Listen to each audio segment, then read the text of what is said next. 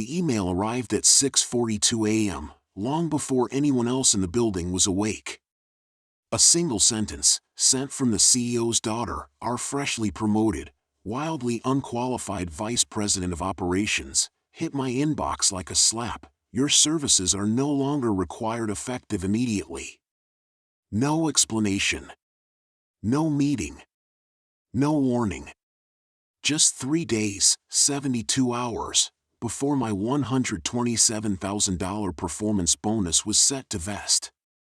I stared at the screen, letting the weight of it settle. I had built the operational backbone of that company over 11 years. I had carried them through acquisitions, migrations, outages, and chaos. I had written systems that she didn't even know existed. But entitlement doesn't need understanding, only ego. And she had plenty of that. While she fired me through email, she probably imagined herself as a bold executive taking decisive action. What she didn't know, what she couldn't know, was that my fingerprints were on every operational lock, every compliance report, every audit trail, and every single integration powering the company's pending $285 million merger. And she had just removed the only person who knew how to keep the machine running. I didn't need revenge at that moment. I simply needed to sit back and let gravity do what it always does when fools climb too high. But that's not how it played out. Because the real satisfaction came 4 days later, exactly 96 hours after my termination, when everything they depended on began to crumble. It started with one of the acquiring firm's lead auditors calling me privately. He wasn't supposed to, but he did. He asked the very simple question, "Why are your system logs showing administrative gaps?" I laughed. I couldn't help it. She had fired me without offboarding my credentials properly, without updating system ownership documentation, and without assigning anyone else to the compliance queues. The clocks were ticking on dozens of automated reports I used to maintain. The acquiring company needed full operational transparency before they transferred the first dollar. Instead, they found broken trails, missing data, zero continuity, and signatures belonging to a person who was no longer employed. Her mistake wasn't firing me. Her mistake was firing me while assuming my work took care of itself. Systems are obedient. They run what you build. And they stop when the builder is removed with no handoff. The collapse happened fast. Day 2, the acquiring company froze the merger until they could verify operational stability. They couldn't. Day 3, their lawyers demanded explanations for missing compliance documents. Only one person knew how they were generated. Only one person knew where they were stored. Only one person had ever maintained them. And she had fired him by email. Day 4, the deal, all $285 million of it, was formally suspended. The board panicked. The CEO tried to blame me. But every timestamp, every automated alert, every missing entry showed one truth: they removed the architect before securing the foundation. Then came the quiet satisfaction. I didn't sabotage anything. I didn't access anything. I didn't tamper with anything. All I did was leave, exactly as instructed. The rest? That was simply the consequence of arrogance meeting ignorance. 2 weeks later, the CEO reassigned his daughter. A month after that, 3 board members resigned. And the merger? Gone. Dead. A smoking crater where their future was supposed to be. As for me, I joined a competitor who had been waiting years for an excuse to call me. They didn't blink when I named my salary. They didn't negotiate the bonus. They simply said, "When can you start?" Turns out, competence is worth something. Even if ego-drunk executives don't recognize it. They tried to cut me out 3 days before a bonus. I watched them lose $285 million instead. Revenge isn't always an action. Sometimes it's just letting people suffer the consequences of their own stupidity. The email arrived at 6:14 a.m., long before the sun bothered to climb over the skyline, a one-sentence execution, typed by someone who thought her last name was a shield. Your role is being terminated effective immediately, Sarah, VP Strategy. Sarah, the CEO's daughter, 29 years old, 3 months into the company, and already certain she understood the business better than anyone who'd built it. I stared at the line for a long, silent minute. Not because I was stunned, I'd seen the arrogance tightening around her like a brand new coat, but because she timed it 72 hours before my $127,000 performance bonus vested. She thought she'd outmaneuvered me. She thought she'd gotten ahead of the game. What she didn't know, what no one on the executive floor knew, was that the game had been mine long before she showed up. They marched me out by 7:45 a.m., her high heels clicking behind the HR manager like a metronome of ego. She smiled when I handed over my badge, that smug, hollow smile of someone who thinks she's won something. I didn't argue. I didn't protest. I didn't ask why. I simply looked at the CEO's daughter and nodded with a calmness she mistook for defeat. In truth, it was the kind of calm that comes when you know the fuse has already been lit, and all you need to do is step back and let the sparks find the powder. My role for 8 years had been the unglamorous glue behind the company's largest accounts, specifically, the integration architecture that connected our internal systems to the technology stack of our soon-to-be partner in a $285 million merger. I was the architect, the historian, the keeper of every interdependency they didn't understand. Sarah, in her breathtaking ignorance, assumed that firing me would streamline pre-merger overhead. She never considered that my offboarding would require the very knowledge she'd just pushed out the door. She didn't read the transition protocol, didn't understand the dependency map I'd authored, didn't know that the architecture she was so desperate to take credit for was held together by a series of reconciliation scripts stored in a private repository, one that was contractually tied to my continued employment. On Wednesday morning, 4 days after my termination, the acquiring company's board convened an emergency call. Something in the integration environment had stalled. Data syncs that had been flawless for 18 months began failing in cascading waves. Error logs ballooned. APIs timed out. Financial data mismatched between systems that absolutely had to align for due diligence sign-off. Their CTO reached out to my former CEO asking for the transition package, the handoff documentation, the operational keys. And that was the moment the first crack formed. There was nothing to hand over. By Thursday, the acquiring company demanded a technical walkthrough with the one person who had built the integration. The CEO, red-faced, exhausted, humiliated, had to admit that I was no longer available, because his daughter had fired me without notifying the board, the legal team, or the merger consultants. Their silence on the call said everything. Sarah, I later heard, tried to defend herself. She called my work simple and replaceable. But the logs didn't lie. The bottlenecks didn't lie.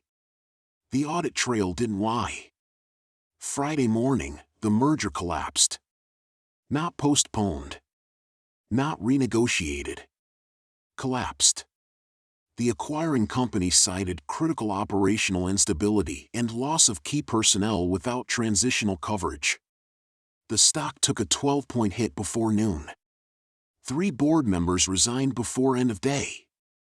Sarah's VP title vanished from the website over the weekend. On Monday, the CEO released a damage control statement that didn't name me, but the shareholders certainly understood who they'd lost. And me? I watched it all unfold from a cafe downtown, drinking hot coffee, reading analysts' commentary with the same slow satisfaction one feels when justice doesn't need a courtroom, it simply needs arrogance to walk face first into a wall. They fired me 72 hours before a bonus they didn't want to pay. They lost a $285 million merger in 4 days because they believed knowledge could be discarded as easily as an employee. But knowledge has memory. Knowledge keeps receipts. And sometimes, knowledge watches quietly as the empire that undervalued it burns from the inside. Justice didn't require revenge. It only required patience. The CEO's daughter fired me at 9:13 a.m. on a Tuesday, 3 days before my $127,000 performance bonus was scheduled to land in my account. She did it with the kind of smug confidence only someone born into generational wealth could wield, shoulders back, voice bright, gaze vacant, like she was reading off a brunch menu instead of ending a 30-year career. Effective immediately, Daniel, we're restructuring. Your role is no longer necessary, she said, twirling a pen that cost more than my first car. Please return your badge before noon. I didn't argue. I didn't beg. I didn't explain that I had architected the infrastructure carrying every internal transaction, export log, audit trail, and compliance snapshot the company relied on to function at scale. I didn't remind her that I had personally written the encrypted handshake protocol their upcoming $285 million merger depended on. I simply nodded, slid my badge across the desk, and said, "Good luck next week." She grinned, thinking I meant the press announcement. She had no idea what I really meant. By Wednesday, cracks began to appear. I was still cleaning out my home office when two of my former engineers, quiet, loyal people who disliked drama, started texting me screenshots. System alert, integration module failure, priority 1 AUTH token rejected, invalid private key merger pipeline, halted at first, they assumed it was routine. A misconfigured server. A corrupted cert. A hiccup. It wasn't. I had built the system myself, line by line, over 12 years. It was hardened, resilient, self-verifying. Every credential used in the merger pipeline was tied to a 3-stage identity system. And the CEO's daughter, in her infinite wisdom, had fired the only person who held the rotating root key. A key that regenerated every 72 hours. A key that, by company policy, her father's policy, could not be recovered, reset, duplicated, or forcibly bypassed without violating federal compliance law. They had fired me 72 hours before a deadline that required my authentication. And now the clock ticked. By Thursday afternoon, they were panicking. My phone rang nonstop. Emails, texts, Teams messages, even LinkedIn DMs from executives who never acknowledged my existence before. The CEO's daughter didn't contact me directly, she sent layers of intermediaries instead. "Daniel, we're hoping you can consult for just a few hours." "Daniel, there seems to be a misunderstanding." "Daniel, we'd like to offer compensation for a short-term engagement." I ignored every message. After all, I had been fired effective immediately. I no longer had an obligation to lift a finger, legally or morally, on their behalf. Instead, I spent the day doing something I hadn't done in years.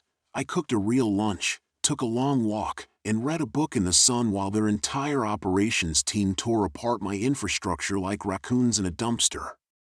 Friday at 9:04 a.m., the real disaster hit. The merger partners performed their final systems audit.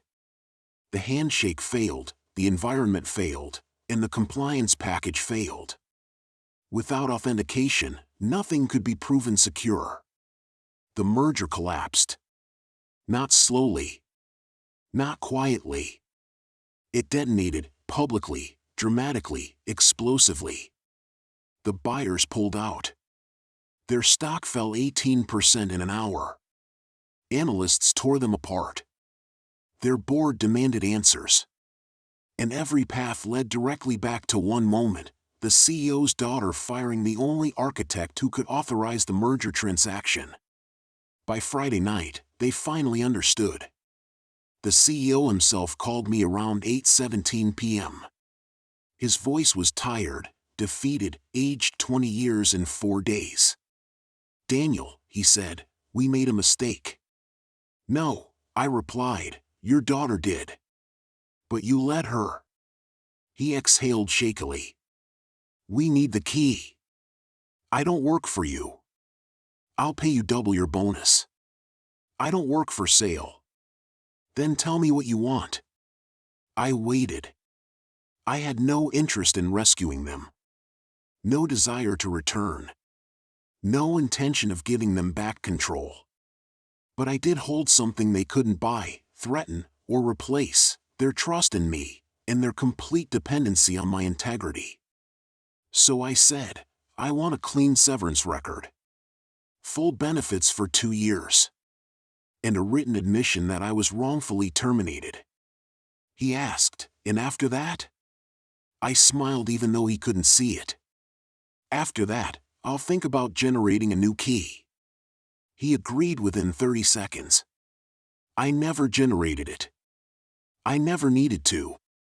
By Monday morning, I had a settlement, a legal acknowledgement of wrongful termination, and financial security that would last years. Their merger remained dead. Their daughter was removed from operations to gain more experience. And I started a new consulting firm with 2 of my former engineers. The CEO's daughter thought firing me would make her look powerful.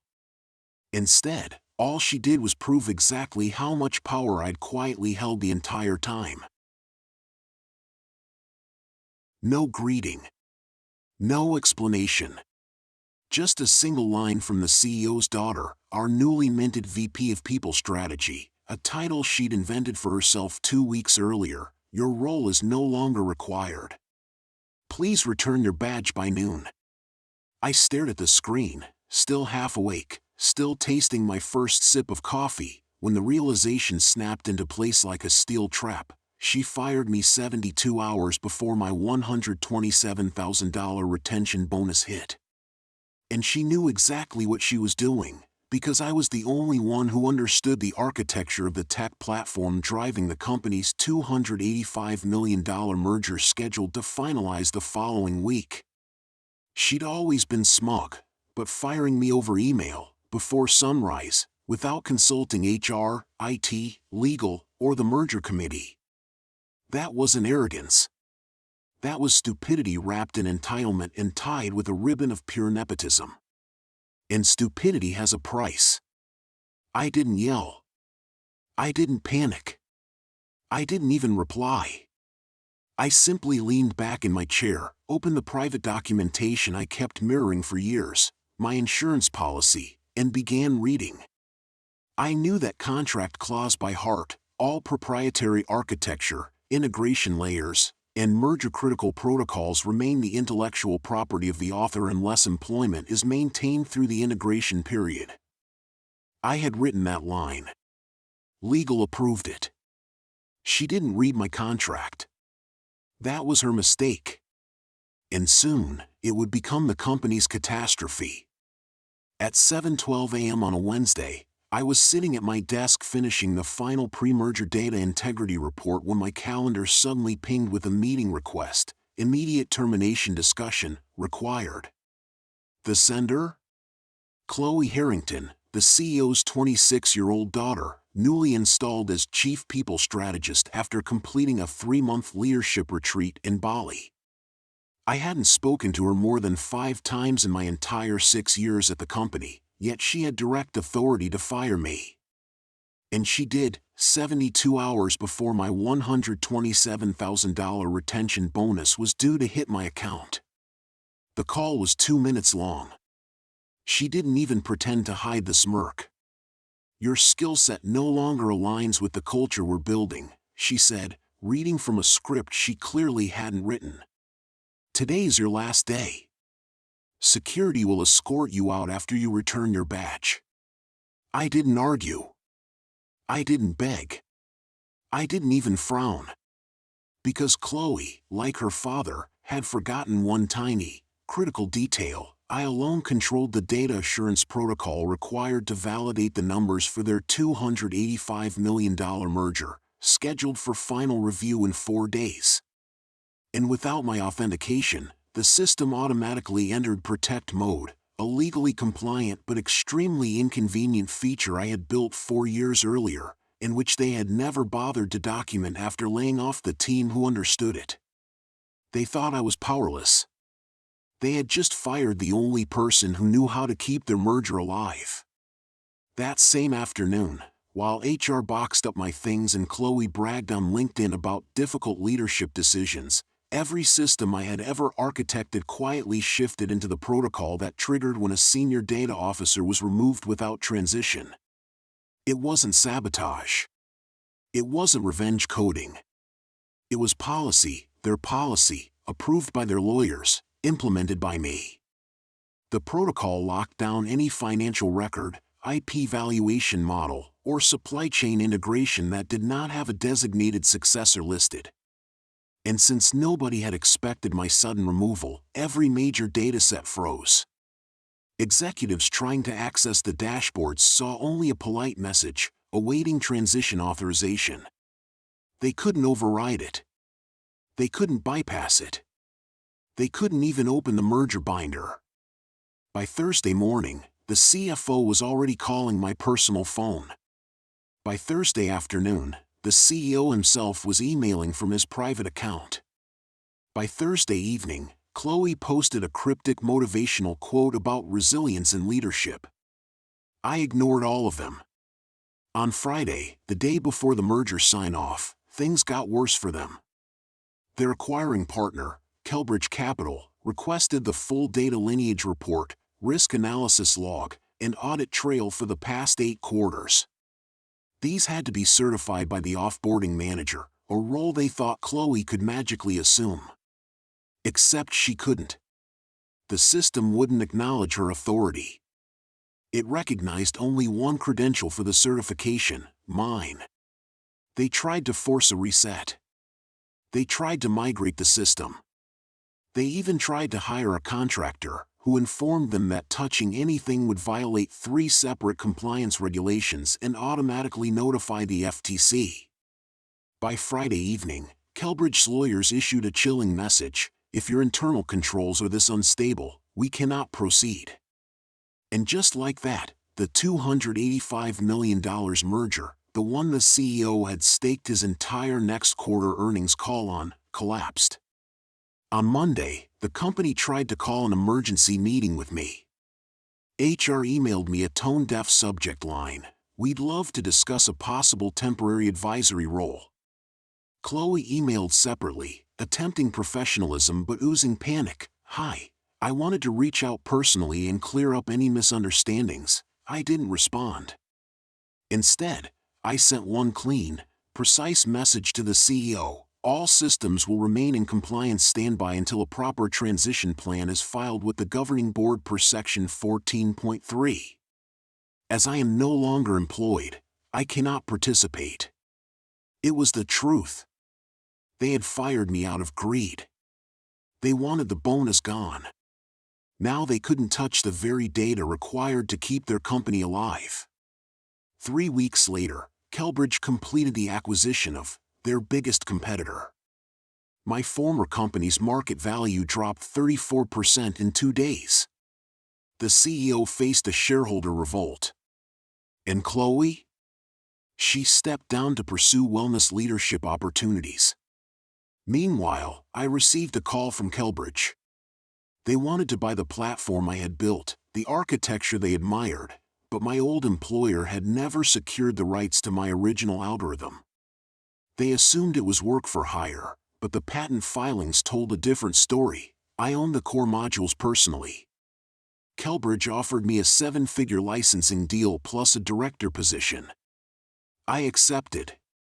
On my first day at my new office, I passed a news headline on the lobby TV: Harrington Systems expected to announce restructuring after merger collapse.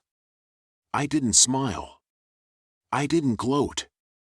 I didn't need to. The universe had already done everything for me. They fired me 72 hours before my bonus.